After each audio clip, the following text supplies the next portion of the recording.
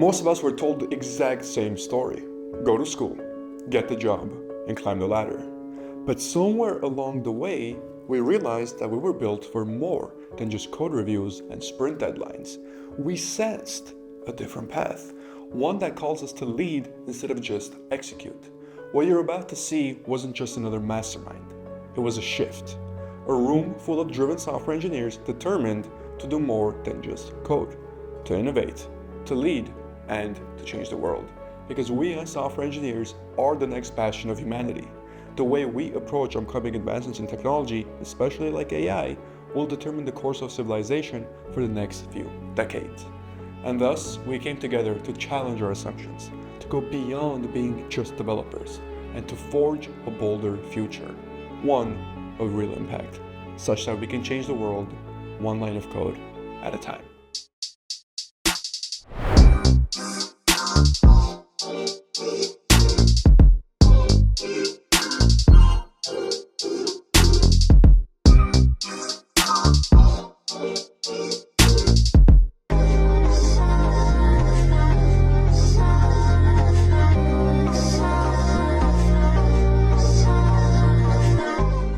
So on the first night of the mastermind, we ate khorovats. You can think of khorovats as basically Armenian barbecue. I got it from Rafi's place specifically, so if you're ever in LA and you want to have the same thing, go to Rafi's place, mix of Persian and Armenian cuisine, it's amazing. The dish that we had specifically included grilled meats such as beef, so specifically beef kubide, which you all might know as a kebab, and beef barg, which you might know just as beef steak, and of course chicken barg as well, which is just chicken pieces.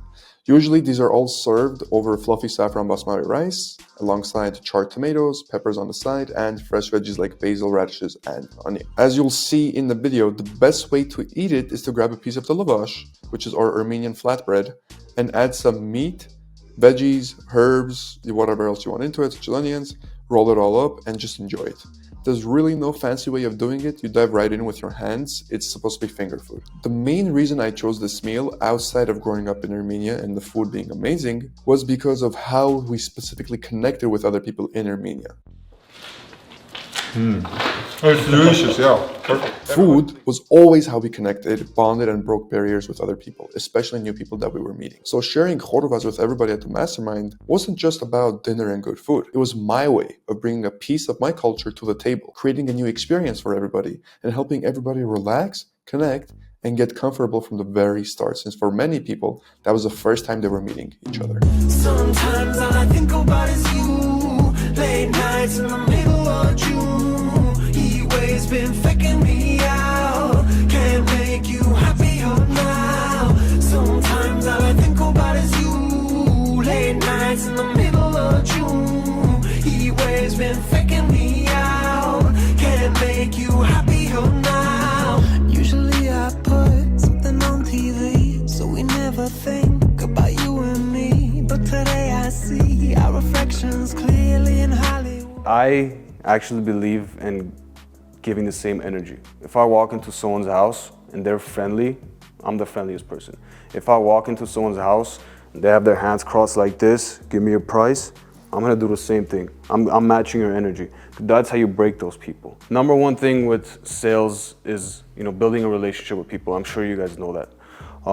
Whenever you're meeting someone, you're talking to them, you wanna make them feel like you guys are friends. Who do people buy from?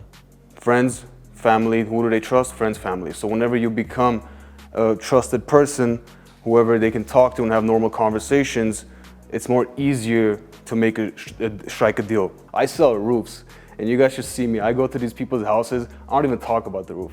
I talk about their cars. I talk about the picture that they have of their kids, their dog, whatever it is. Whenever you start doing certain things like that, they open up. And then you can start talking about what you're actually trying to sell them. There's been a lot of appointments over the years where I've gotten turned down. But everything that I said, following up, building a relationship. I have a client from 5 years ago. He's referred me to 15 people. 15 jobs from that one person. How did I do that? I became such good friends with him. I went to his church with him. And I told him, every customer you bring me and that I actually sign, I'm gonna give you $1,000 check from each customer. 15 grand he made over the years from just referring me to friends, family, whatever the case. But you gotta help, you gotta give and get. It's not just sales, buy my stuff, buy my stuff, buy my stuff. No, you actually have to be friends with these people, and it has to be genuine, you know. One of my customers in Altadena, their house is burnt down. A week after the house burnt down, his wife passed away. Last weekend I was at their funeral. You know, you actually have to understand these people and be friends with them and be close with them.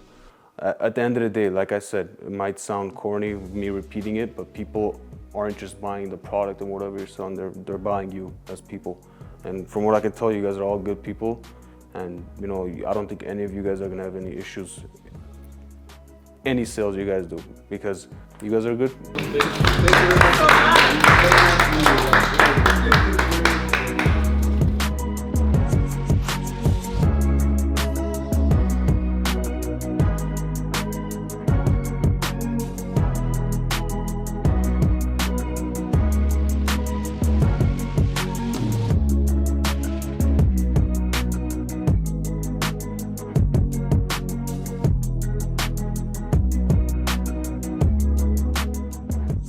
Hey everybody, my name is Bigo. A little bit of a recap on what happened during the day. You can probably see the mess all around the place, but everybody came in, got acquainted with one another, and today was primarily about really getting to know each other.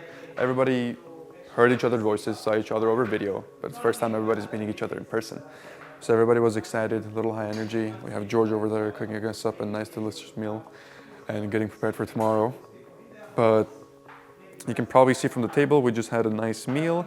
And majority of the day really was just spent on getting to know one another, cracking jokes, keeping it light. And we actually just had a guest speaker come in and give a talk about specifically sales, because a few of the clients, actually a few of our students actually ended up closing clients very recently.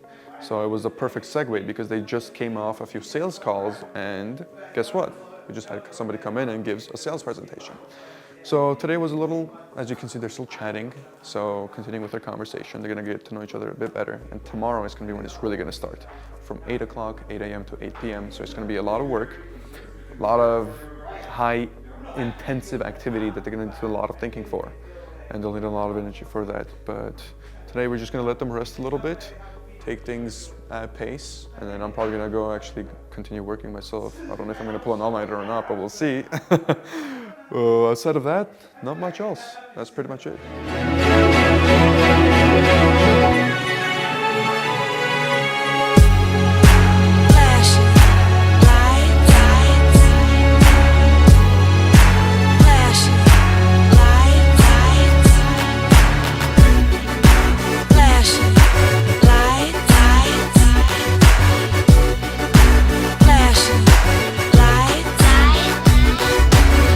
Don't believe in shooting stars, but she believe in shoes and cars. Wood floors in the new apartment, couture from the store's departments. Jesus was born 2,029 years ago, approximately, which is about 740,000 days. Who cares about 740,000 days? Well, this is why. We just talked about values and we talked about making money, right? In your guys' collective opinion, what would you say is a lot of money to make in a day? Where you would take a look at it and kind of, your brain would tell you, okay, there's no way I can make that much money. Like, that's way too much.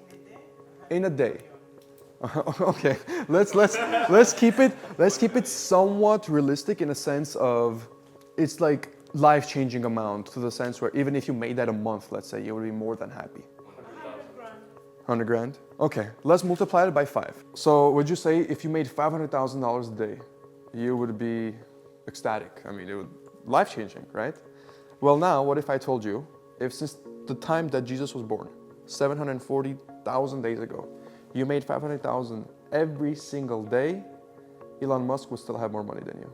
With his net worth of close to $400 billion, this would net you at around $370 billion. So now you ask yourself, how is that possible? How do you get to that amount, especially without having to sacrifice any of your values? And how did he do it? But the best question you can ask yourself is, it's possible. Because he didn't have 740,000 days. He only had, how old is he? 50s, there you go. But I wanted to put into perspective. We all thought $100,000 a day, and for a fact, I also think $100,000 a day is a lot of money.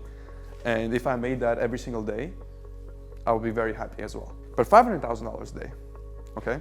Every single day. You do the math over the course of a month, that's 15 million. 15 million a month, right? 500K for every single day, and you still wouldn't have more money than Musk.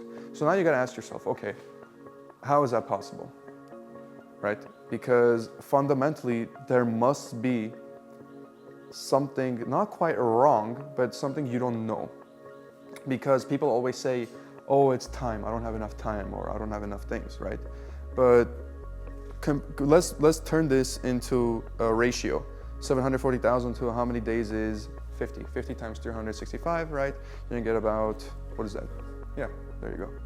So ratio-wise, it's not even close, right?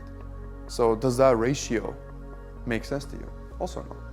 So there must be something else that we're not understanding on a fundamental level when it comes to financial success, that we understand now at least time isn't the primary factor, right? Sure, time is important, but it's not the primary thing. If you had more time, it's not like you're gonna make that much more money. There's something outside of the time that gives you the leverage where he's able to turn this ratio into pretty much like shrink it by 1,000 almost, even more. So with that, it goes back to our why we did the value exercise, because most of you guys, you probably didn't even have this in your mind when I said how much is a lot of money in, except saying it's 100 million a day. outside of that, but 10K even, Demir said 10K in a day, a very decent amount as well. I mean 100K even let alone 200, but 500K. The reason I'm saying that is because whatever you think is a lot, whatever you think is the ceiling or is the limit, 10x at the bare minimum, okay? You have to think extremely big. To the point where people outside of, if we go right now and talk to people outside, they'll think we're delusional. They'll be like, okay, yeah, these guys are delulu. They probably, George slipped something in the French toast or something, right? And they're thinking this way. But that's how you have to move, right? That's how you have to think. Because you have to understand that it's not bound by time. And the reason the segue I'm gonna make is, well, before a lot of you joined, I asked you what your goals are, right? What you want to get to, and I said all of this can be done in under a year. And you guys look surprised. And when you filled out your vision documents, you had 3 to 5 year plan. I want to get my first client, for example, within the first 18 months. I want to have my first $2 million business within the first 5 years. And when I told you guys all of that can be done in under a year, you look kind of surprised. Allez applaudir nos idoles, yeah. Pour garder vivantes nos idées folles, yeah. Quelques nuits blanches qui s'enflamment, beautés immortelles sur Instagram. Rêver d'être quelqu'un un beau jour, pour que l'amour nous aperçoive à notre tour. Si on est ensemble, sous le même soleil qui plombe, si on est ensemble, sur cette même terre qui gronde, c'est qu'on se ressent, assez pour se voir grandir ensemble. C'est une évidence, le bonheur ne voit pas nos différences.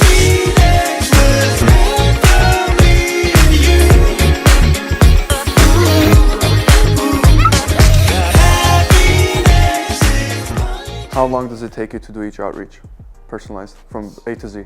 So that takes the most time for me to like skip through everything and then like film the video. At the start of the week, I was also messing up videos and like restarting. Okay. I hated it, but it was about like 30 to 40 minutes. 30 to 40 minutes. But then another thing that we're working on with Jeff is like a GPT training. I was about to say, I wanted to systemize it.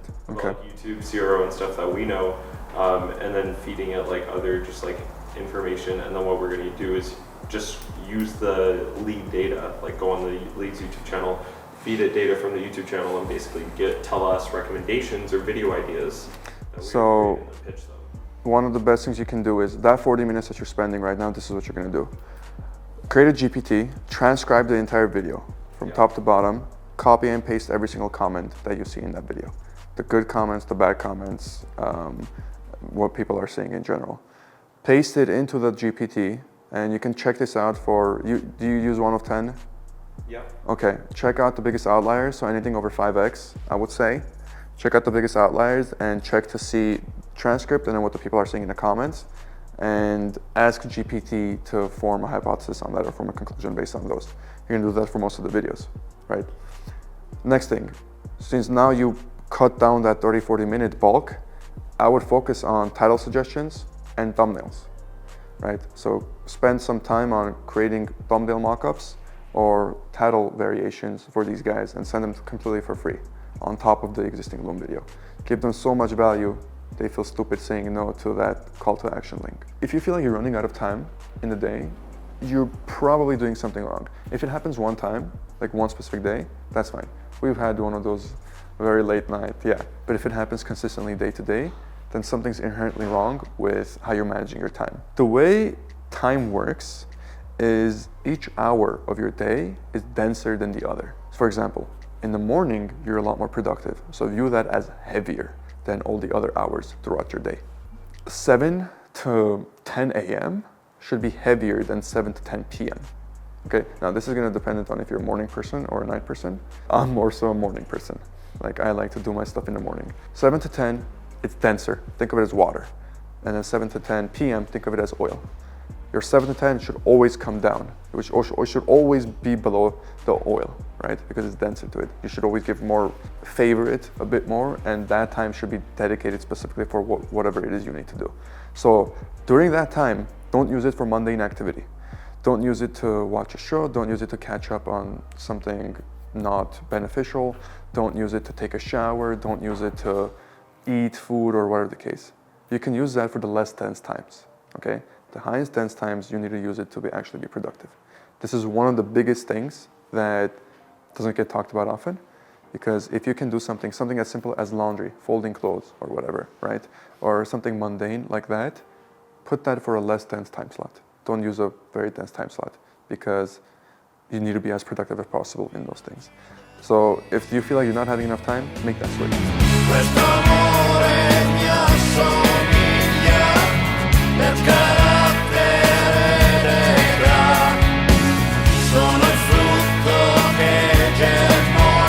So over here is the wildflower salad. It has a mixture of mustard greens, mustard lettuce, and about 4 or 5 different wildflowers in there. I was really going for the fact that you can take a bite and every single bite is going to be a little bit different.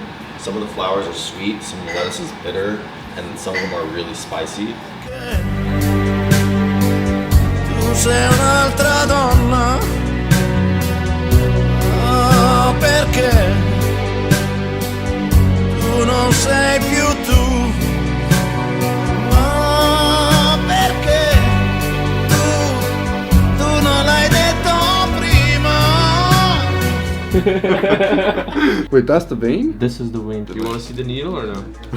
Money's in the safe. That's juicy one. Bro, it's like I'm at a meat market or something. Oh, this cut's really good. That's a good cut. It's good? Yeah, it's perfect. Hold up, don't laugh. Wait. You don't laugh. Hold this. Hold this, bro. Connect it. And then we connect it. Yeah, there's one on it. Oh, that sound looks good. Perfect. So welcome guys, you're probably wondering why the heck I'm hooked up to an IV, but near the end of the day, so we talked a lot, went through probably over 8 hours talked for over 8 hours. A lot of work was done, a lot of mental energy was used, so now we're slowly recovering. This is part of the recovery process. You do an IV drip for about 30 to 40 minutes, and then you can hit the jacuzzi right afterwards and then just go lay down, get some nice sleep, well-deserved sleep.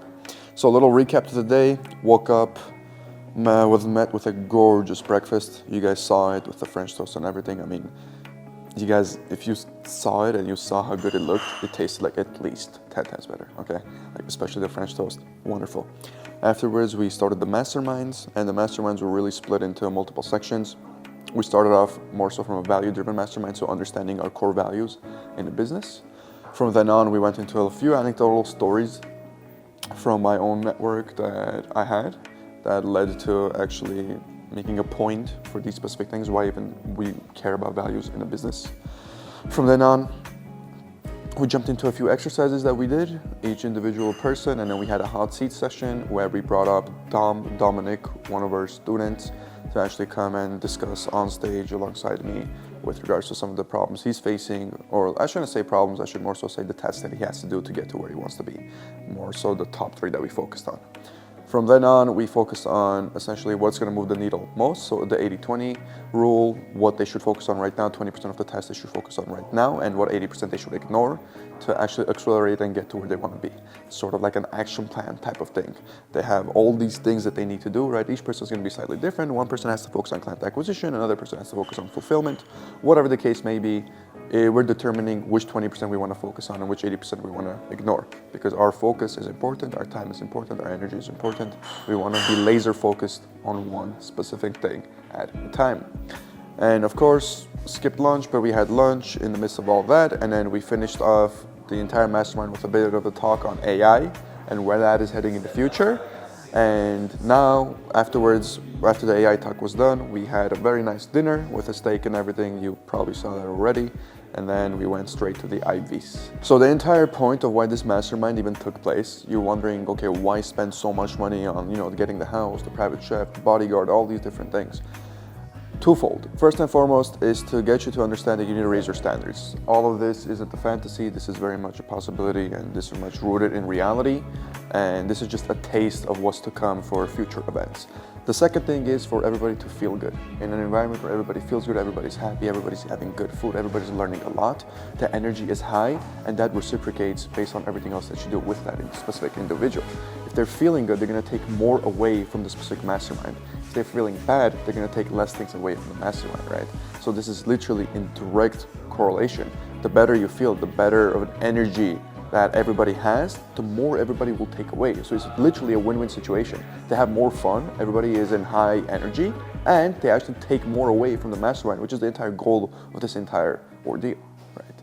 So that's the primary 2 reasons. And I mean, if anybody's watching this right now, the first thing that should come to your mind is, wow, I wish I was there.